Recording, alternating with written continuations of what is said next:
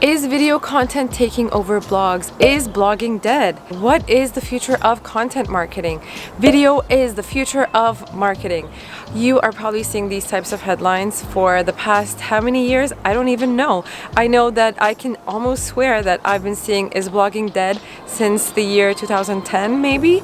And there is always this debate between video and blog content. And today's video is going to be exactly on this topic. I'm going to share my take on the debate between video and blog content and which one you should pursue more in your strategy for 2021 and beyond. Let's continue here. Marketers keep asking themselves, do people still read blogs? Do people have time to read long form articles? Or is video a better and more engaging type of content? Which platform should we host our videos on if we ever decide to move to video content? And today I want to share my experience as someone who's been in the blogging game for a much longer period of time compared to video content, but I've been able to observe the differences between the two, and I actually really loved my experience with creating video content. So today I'm going to share my take on this big question that all marketers try to answer.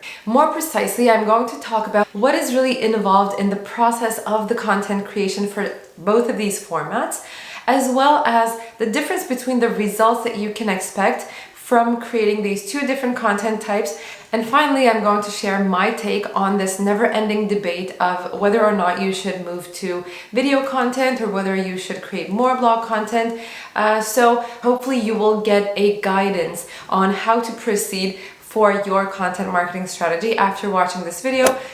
Okay, if I have your attention, let's just go ahead and dive right into this major battle between blog and video content. But before we do, if you're new to the channel, I'm gonna ask you to subscribe to the channel if you like these types of videos, if you want to see more videos on the topics of marketing, career tips, remote working, and self-growth. If you like the videos, please don't forget to like them and to share with your friends, because it's really important to spread the good news, to spread information that can be useful to other people. So I will really appreciate it if you can share this video with one friend today after watching it that you think will find this video informative and valuable. Okay, back to the topic. Since we're on my YouTube channel right now, I'm going to assume that you primarily know me with my video content. But if we go way back, all the way to 2008, 2009, I don't even remember the exact time because it was just ages ago when I initially started my blog.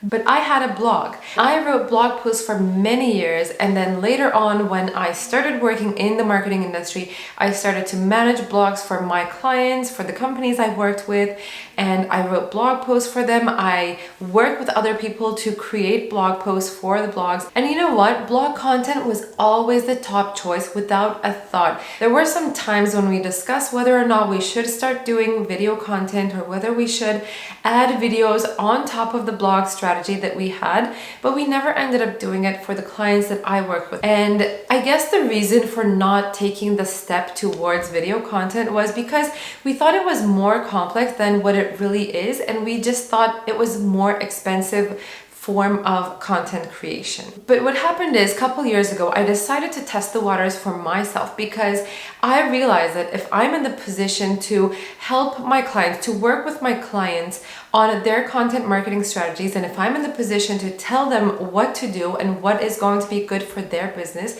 I need to understand video content. And that is essentially why I established my YouTube channel and started making videos for this channel. First of all, I needed to understand what YouTube is as a platform, how the platform works, and also how I can create videos, because I hated to be in front of the camera. I did not know where to put my hands. I did not know how to act and how to talk in front of a camera. It just felt so awkward, and sometimes it still does, by the way. It is very difficult to be in front of the camera if you're not naturally that type of person. But anyway, the point is that I challenged myself to learn this because I knew that to be able to talk to my clients about video content, I needed to learn how to do it, and I needed to challenge myself to learn how this works and if it actually works or not. So when I started, I didn't have a specific strategy. I did not have a niche for the channel. It was just all over the place. The main goal when I started was just to learn how to make videos and how to put it to YouTube, how the uploading process works, what goes into uploading a video, the description, what are the different elements that go into uploading a video on YouTube, and basically what happens once you upload the video on YouTube. It sounds so simple, I know, but there are details that go into uploading a video. It is not as easy as sitting in front of a camera, pressing record, talking, and then just exporting from your camera and uploading to YouTube and pressing publish. It's not as easy as that, and that is exactly what I wanted to learn in the beginning. So anyway, let's move on with my analysis between blog and video content. And when I refer to video content, I know it is a more broad concept because you can really host your videos on multiple types of platforms, but for the purpose of this video, I'm more so going to focus on YouTube because YouTube was the platform that I uploaded my videos to and I have my channel on. So my experience is primarily with video content on the YouTube platform. Okay, now on to the observations. The number one thing I have to mention is that there is a huge difference between owning a website and maintaining a website and having a YouTube channel. In the second example, you're basically using a platform that is ready and available for you, and the template, the setup, basically everything is ready. You don't have to do any maintenance for it. You are responsible for the branding of your YouTube channel and the regularity of your content upload on the platform. However, on the other hand, you have a website that you need to take care of. It is basically your baby that you need to nurture, feed, take care of, and grow as you go along. Needless to say that there is a huge difference between having and running your own website and using a platform to host videos, to upload videos. For most businesses, obviously, I'm aware that you are going to need a website along with another platform to host the videos, whether that is YouTube or Vimeo or whatever it is.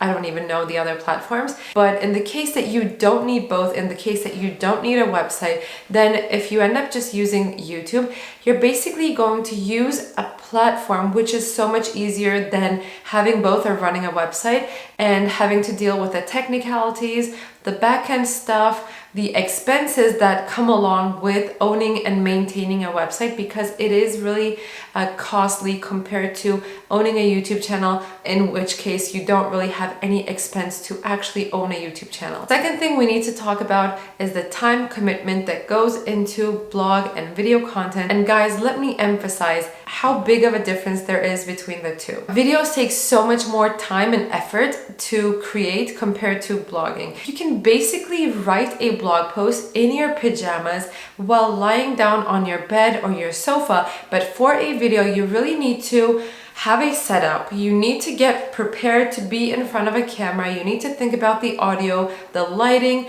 the video quality, the equipment that you need to have to make the video itself, and you need to basically get ready to do the video, get ready to film the video if you are obviously doing a talking head type of video where you are in the video itself. And out of all those steps that go into making a video, sometimes the most difficult one for me ends up being getting camera ready and getting in the mood, because you really need to be in the mood. You really need to have that energy when you are in front of the camera and talking to your audience.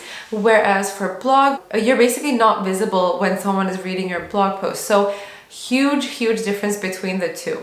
The next observation is that videos are more personable and more relatable.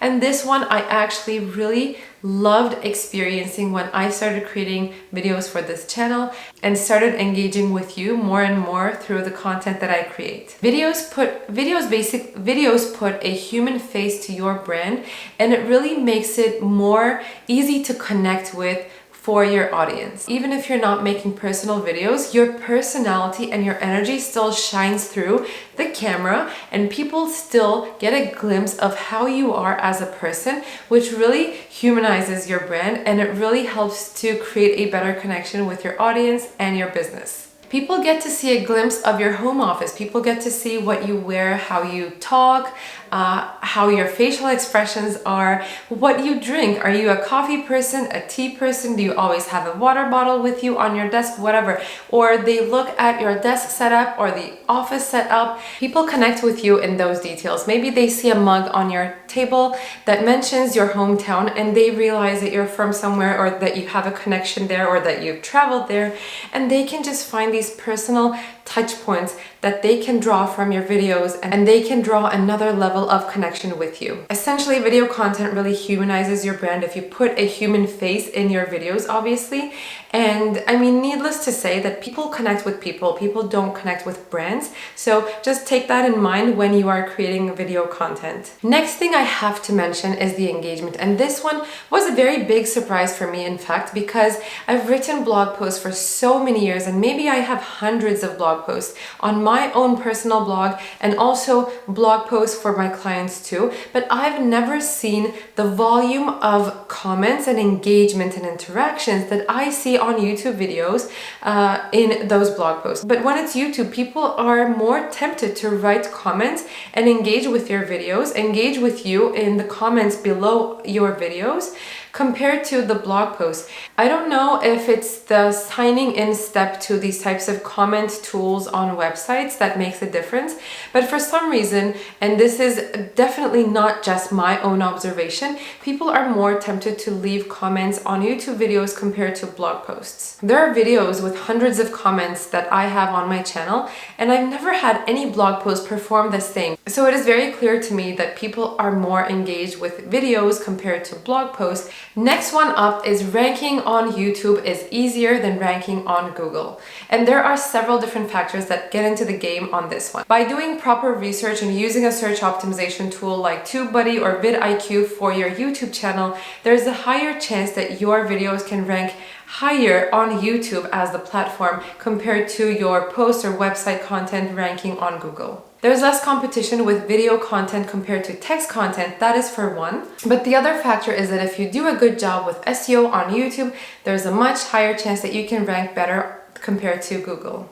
Next one is YouTube suggested videos, and this is definitely worth mentioning because this feature basically gives you the opportunity to have your videos viewed by more people by basically not doing anything more than you've already done, because YouTube is simply suggesting your videos on people's home pages. Next one is monetization. And for me, monetizing my YouTube channel was much easier compared to monetizing my blog. One of the ways that you can monetize your YouTube channel is through the ads revenue. And once you hit 1,000 subscribers or 4,000 watch hours on your channel, as soon as you hit that mark, you can actually monetize your channel and start to place ads on your YouTube videos using the AdSense option. Okay, enough with the observations. What are some things that you need to consider? Number one is, where exactly is your audience? Is your audience really present on YouTube or Vimeo or whatever the platform is that you're considering to put out video content on? Creating video content is really not that easy if you didn't already get that from this video, but you wouldn't want to invest time or money into a platform or into a content format that you know your audience isn't going to like and engage with. So really try to get to know your audience at this point and try to figure out where they consume their information, how they consume their information, how is their engagement with video content already, and think of these and put these into consideration when you are planning out video content in your content marketing strategy. Second thing to consider is, can you do both? Can you actually keep creating blog content and add video content on top of it? This is going to be like this ideal scenario if you can do this, and obviously if your audience is into this as well, but try to put repurposing into action. If you're able to repurpose your content, it really enables you to be present on both platforms, on Google for normal SEO and also to rank on YouTube with video SEO. If you're able to do both, I definitely suggest you to do both in your content marketing strategy and repurpose the hell out of your content. If you have a blog post, repurpose it into a video, or if you make videos, if that's your primary content format, then repurpose those into blog posts, into social media posts, embed your videos in your blog posts, on your website, on your landing pages, everywhere that you can and that makes sense. It is going to be a much more successful strategy, in my opinion, and much more stronger strategy if you build those into each other and if you use both content formats. All right, guys, I hope that was helpful. That was a long video with a lot of information, but I hope this is going to guide you into a better content marketing strategy for your business. If you have more questions about it, feel free to drop them in the comments below. Let's have a discussion in the comments. And if you like this video, please don't forget to like the video. If you're not subscribed already, please subscribe. It really helps to support the growth of this channel and for these videos and for this information to reach more people. So that is my ask from you. Please subscribe, and if you find this helpful and if you have a friend who you think will benefit, please feel free to share this video and this channel with them. I will really appreciate it. Thank you so much for watching, and I will see you next time. Take care, guys.